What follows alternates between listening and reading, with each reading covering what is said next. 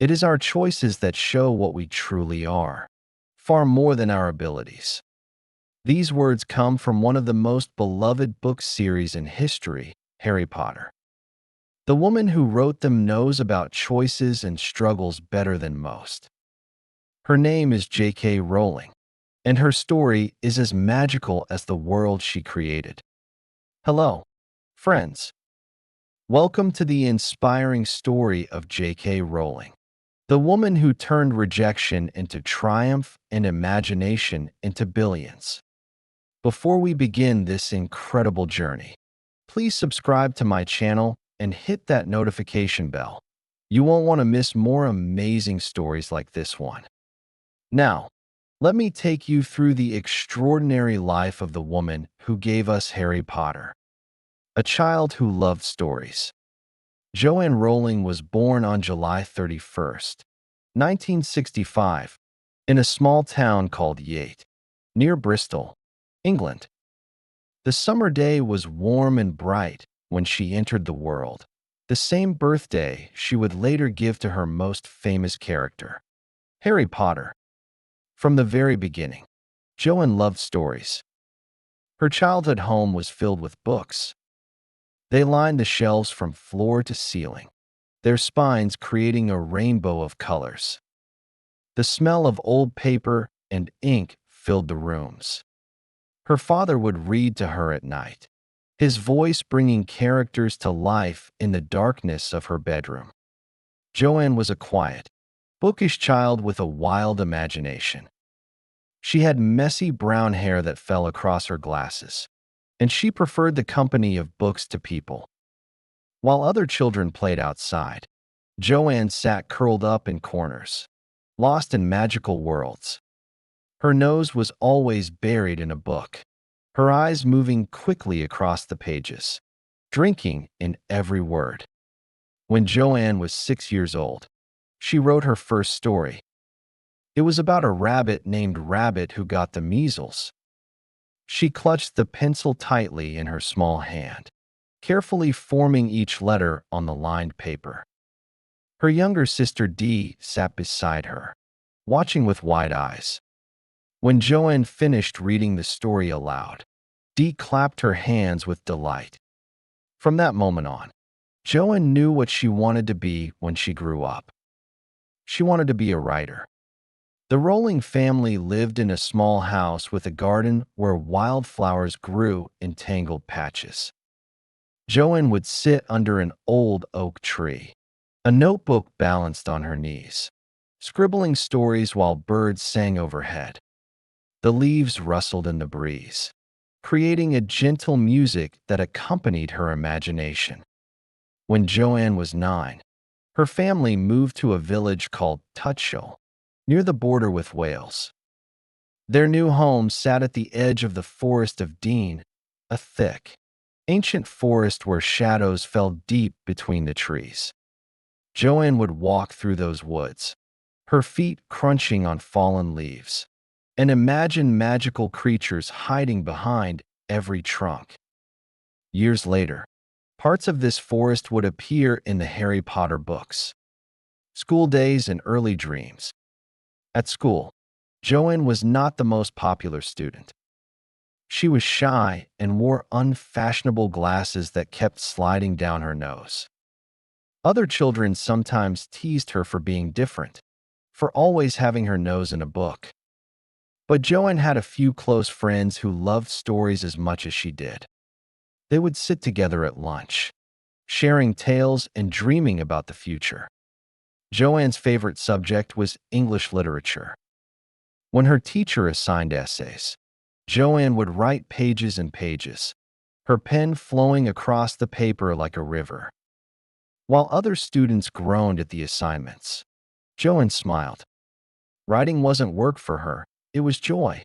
It was freedom. It was home. But life wasn't perfect.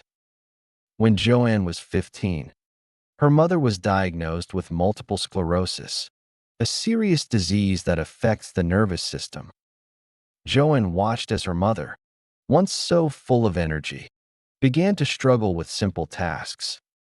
Her mother's hands would shake as she tried to hold a cup, Her steps became slower and more uncertain. The diagnosis cast a shadow over the family, like a dark cloud blocking the sun. Despite this sadness, Joanne continued to write. She filled notebook after notebook with stories, characters, and ideas. She wrote during class when she should have been paying attention. She wrote late at night when everyone else was sleeping, the only light coming from a small lamp on her desk. Writing became her escape, her refuge, her way of making sense of the world. After finishing school, Joanne went to the University of Exeter to study French and classics. The university was beautiful, with old stone buildings covered in ivy. Joanne spent 1 year in Paris as part of her studies, walking along the Seine River, sitting in cafes with a notebook, watching people pass by and imagining their stories. She graduated in 1987 with her degree. Now she faced the question every young person faces. What next? The birth of Harry Potter. After university, Joanne moved to London. She worked various jobs as a researcher, as a secretary. She sat in offices with fluorescent lights humming overhead, typing reports and filing papers. But her heart wasn't in it. During lunch breaks, she would pull out a notebook and write stories. During boring meetings, she would sketch characters and plot ideas in the margins of her notepad. Then, in 1990, something magical happened. Joanne was 25 years old. She was traveling on a train from Manchester to London. The train moved slowly through the green countryside, rocking gently on the tracks. Joanne sat by the window, staring out at fields of sheep and old stone walls. The afternoon sun cast golden light across the landscape. Suddenly, as if lightning had struck her mind, an idea appeared. It came fully formed, like a gift from nowhere. A boy with black messy hair and round glasses.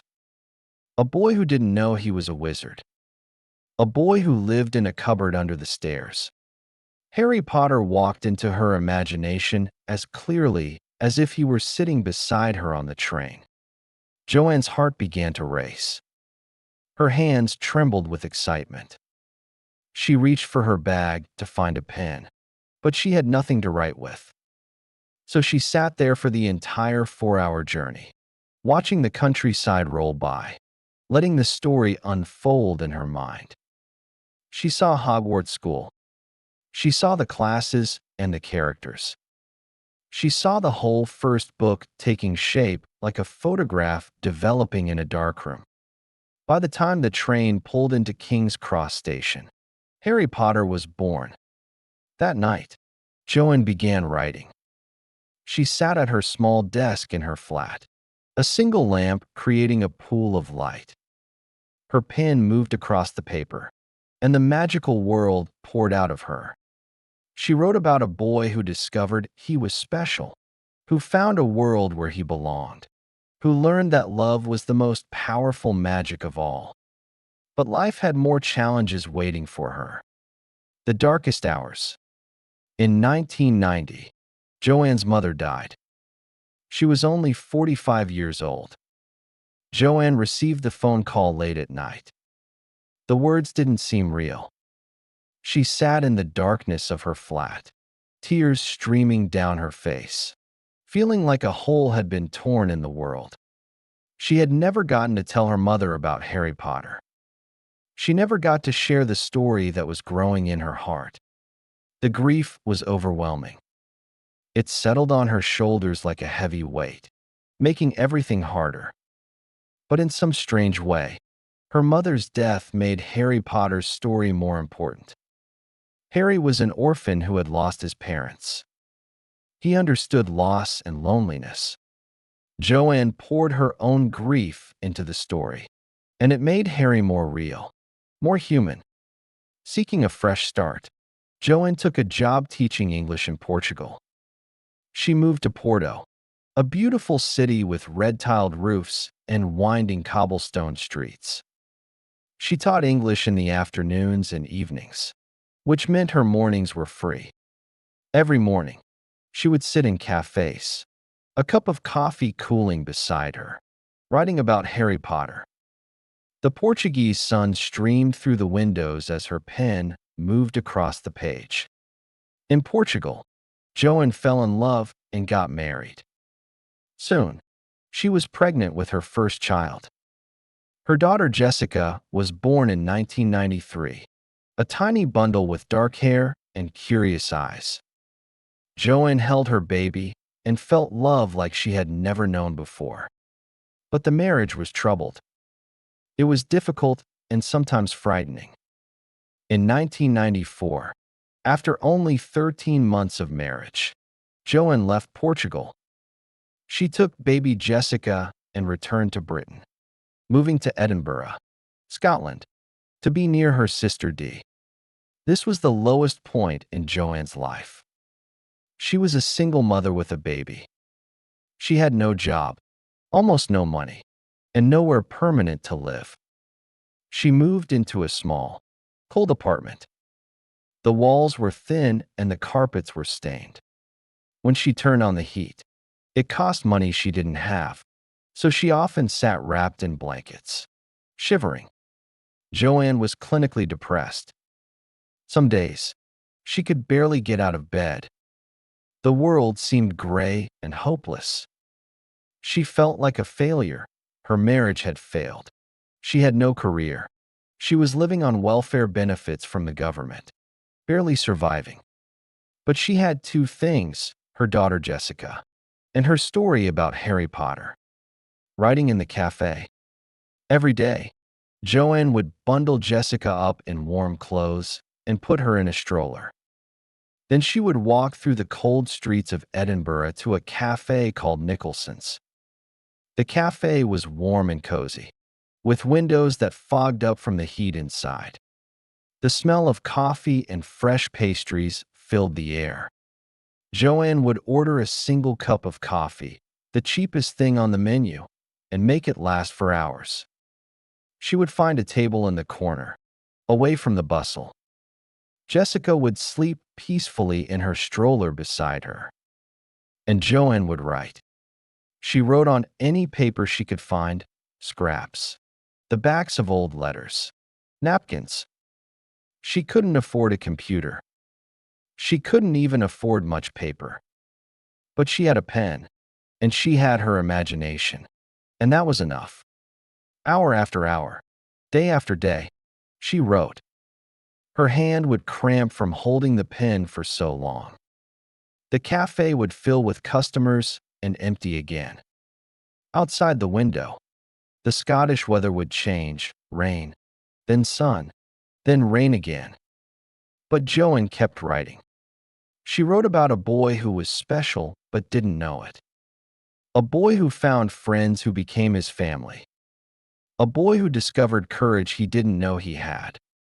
She wrote about good and evil, about choices and consequences, about the power of love to conquer even death. People in the cafe probably thought she was just another struggling artist, another dreamer who would never amount to anything. The waitresses would glance at her sometimes. This thin woman with messy hair hunched over her papers, nursing a single cup of cold coffee for hours. But Joanne was building something extraordinary. She was creating a world that would eventually capture the hearts of millions.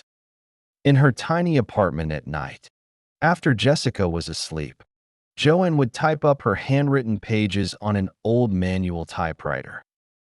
The keys would clack loudly in the quiet night. Each chapter had to be typed twice because publishers wanted 2 copies. She couldn't afford photocopies. Finally, after years of work, she finished the first book. It was called Harry Potter and the Philosopher's Stone. She held the manuscript in her hands, hundreds of pages covered in type, telling a complete story. She had done it. Despite everything, despite poverty, depression, loneliness, and doubt.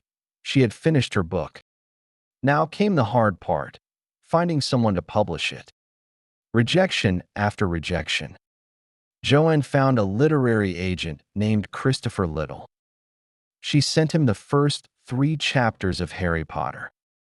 To her amazement and joy, he agreed to represent her.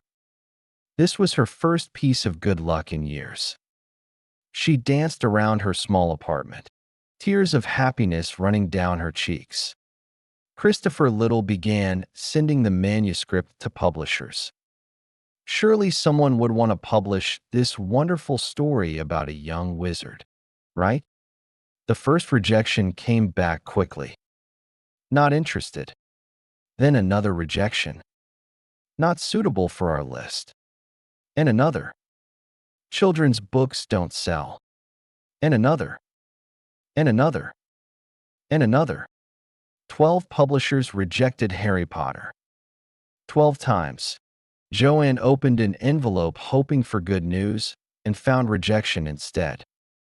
Each rejection felt like a knife to the heart. She would read the letter, her hands shaking, and wonder if she was fooling herself.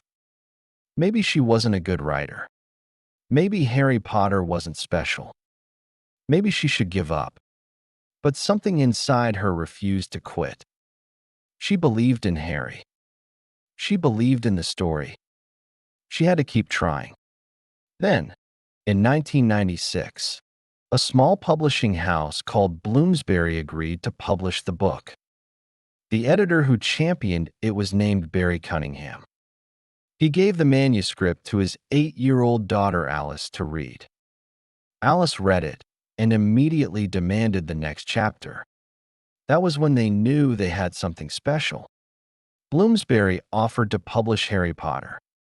The advance was small, only £1,500, about $2,000. It wasn't enough to live on, but it was a start. It was hope. It was a chance. Joanne cried when she got the news. She called her sister Dee, her voice breaking with emotion. "They're going to publish it," she sobbed. "Someone actually wants to publish my book." There was one small problem. Bloomsbury worried that boys wouldn't read a book written by a woman. They asked Joanne to use initials instead of her first name. Joanne didn't have a middle name, so she chose K for Kathleen, her grandmother's name. This is how Joanne Rowling became J.K. Rowling, the book that changed everything. Harry Potter and the Philosopher's Stone was published in June 1997. The first print run was only 500 copies. Most of those went to libraries. It was a tiny book launch. Nothing fancy, nothing glamorous. But something extraordinary began to happen. Children who read the book fell in love with it. They told their friends. Those friends told their friends. Word spread like wildfire.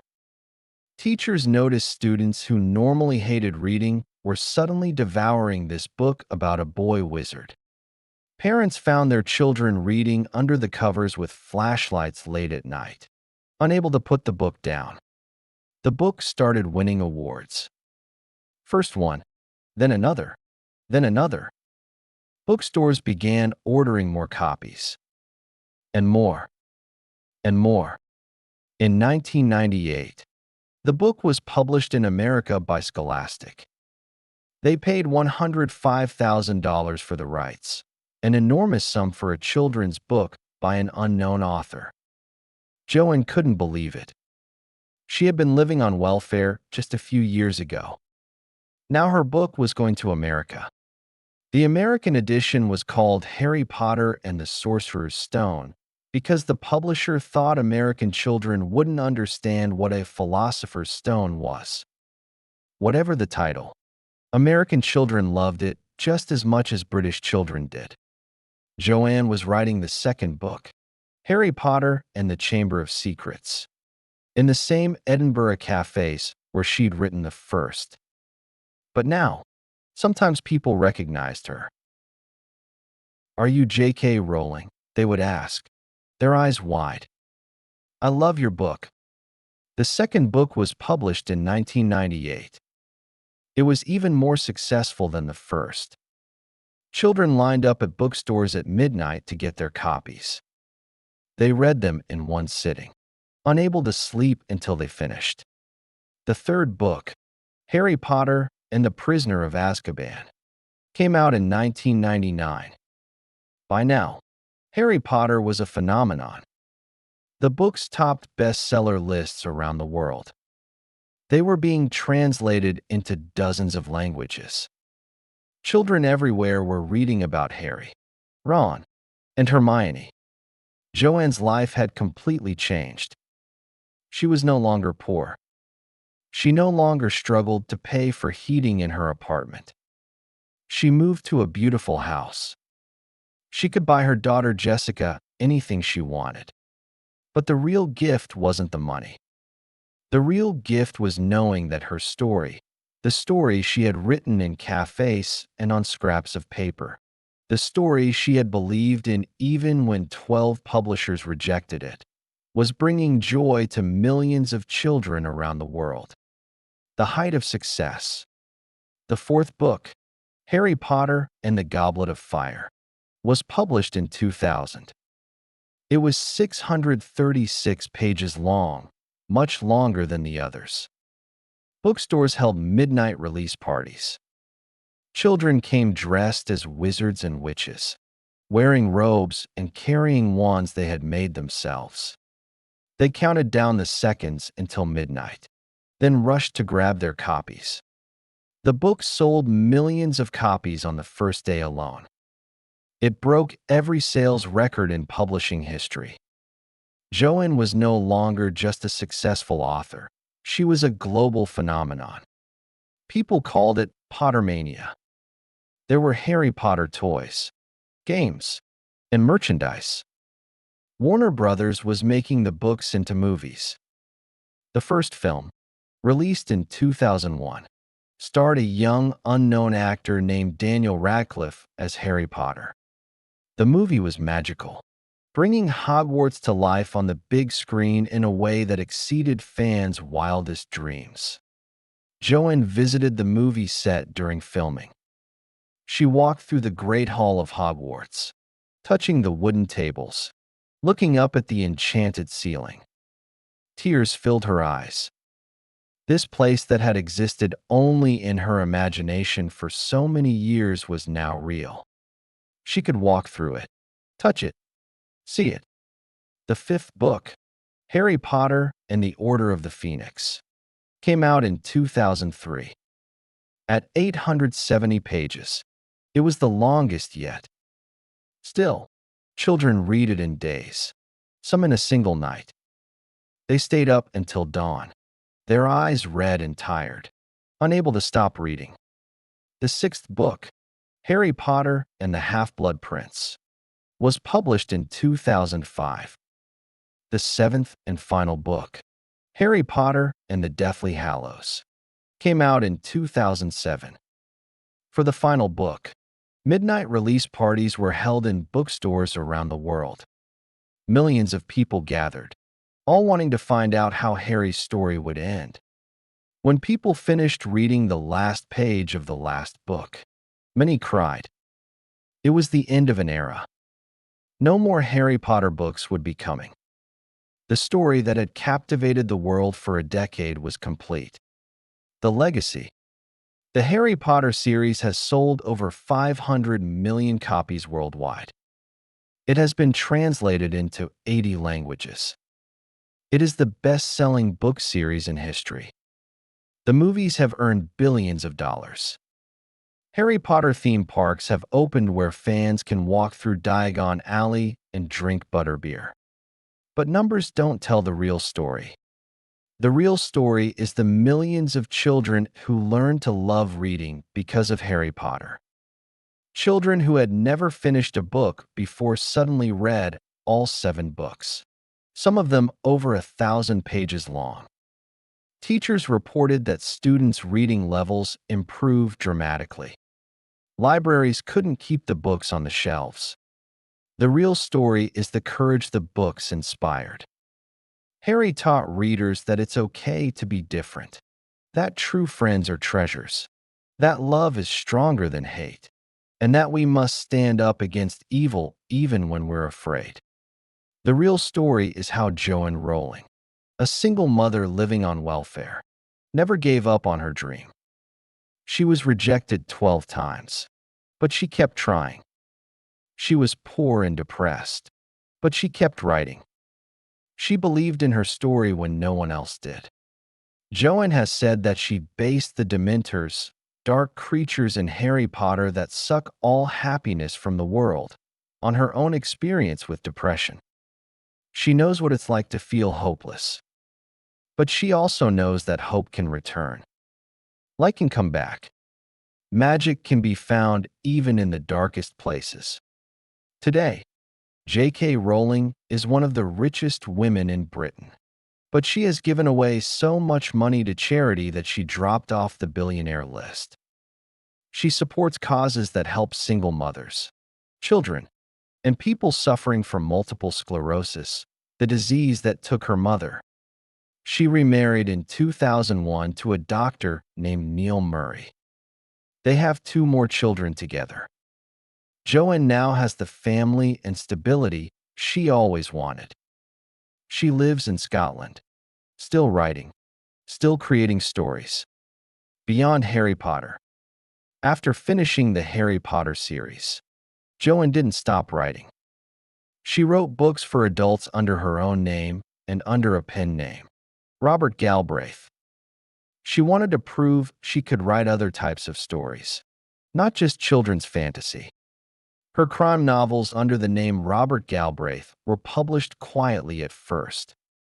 Without her famous name attached, the books sold modestly.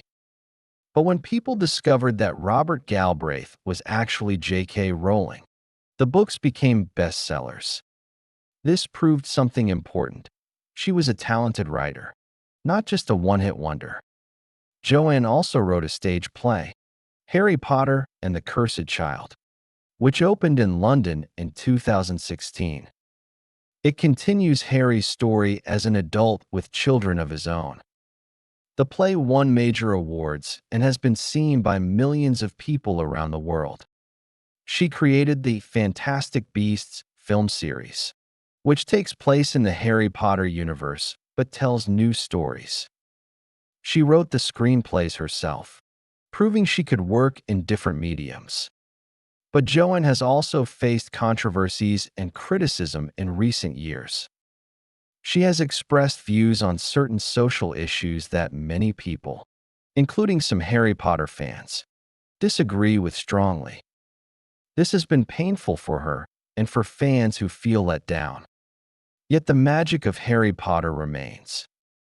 The books still sell millions of copies every year. New generations of children discover them and fall in love. Parents read them to their children, sharing the story that meant so much to them when they were young. The message of her story. J.K. Rowling's story teaches us powerful lessons. First, never give up on your dreams. Joanne faced rejection 12 times.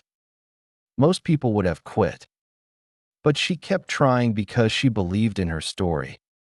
If she had given up after the 10th rejection, or the 11th, Harry Potter would never have existed. Second, difficult times can make us stronger. Joanne's years of poverty and struggle gave her the material for Harry's story.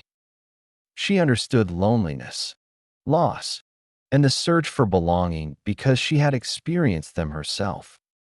Her pain became her power. Third, success doesn't happen overnight. Joanne wrote for 7 years before her first book was published. Then it took time for the books to become popular. She was 32 years old when the first book came out. She had been writing since she was 6.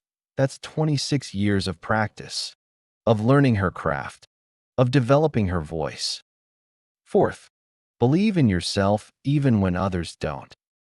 12 publishers said no to Harry Potter. They were wrong. Sometimes you have to trust your own vision, even when experts tell you it won't work. Fifth, use what you have. Joanne couldn't afford a computer or even much paper. She wrote on scraps and napkins. She used an old manual typewriter. She worked in cafes because she couldn't afford to heat her apartment. But she didn't let these limitations stop her. She used what she had and created something magnificent. Conclusion. Today, if you walk through Edinburgh, you can visit the cafe where J.K. Rowling wrote Harry Potter. The Elephant House Cafe now calls itself the birthplace of Harry Potter. Tourists from around the world take photos outside. Inside, you can sit at the same tables where Joanne once sat, nursing a cold cup of coffee, scribbling on scraps of paper, dreaming of wizards and magic. The view from the cafe looks out over Edinburgh Castle and the Old City, with its gray stone buildings and narrow streets. It's the same view Joanne saw all those years ago. Maybe some of those streets inspired Diagon Alley. Maybe that castle influenced Hogwarts. From that cafe, an unemployed single mother living on welfare changed the world. She didn't have money or connections. She didn't have a computer or an office. She just had a story burning in her heart and the courage to keep writing even when everything seemed hopeless. The magic of J.K. Rowling's story isn't just that she created Harry Potter. The real magic is that she proved dreams can come true if you refuse to give up on them. She showed that your circumstances don't define your destiny. She demonstrated that the most powerful magic of all is the magic of human imagination and perseverance. Somewhere right now, a child is opening a Harry Potter book for the first time. Their eyes will grow wide as they read about a boy living in a cupboard who discovers he's a wizard. They'll gasp when he first sees Hogwarts. They'll cheer when he makes friends. They'll cry when characters die. They'll learn about love and loss, courage and sacrifice, good and evil. And maybe, just maybe, they'll learn the most important lesson of all, the one that J.K. Rowling's own life teaches us. No matter how dark things seem, no matter how many times you're rejected, no matter how impossible your dream appears, you must keep going. You must keep believing. You must keep creating. Because magic is real. Not the kind with wands and spells, but the magic that happens when someone takes their imagination, their pain, their hope, and their determination, and creates something that touches hearts around the world. That's the magic J.K. Rowling gave us. And that magic will last forever.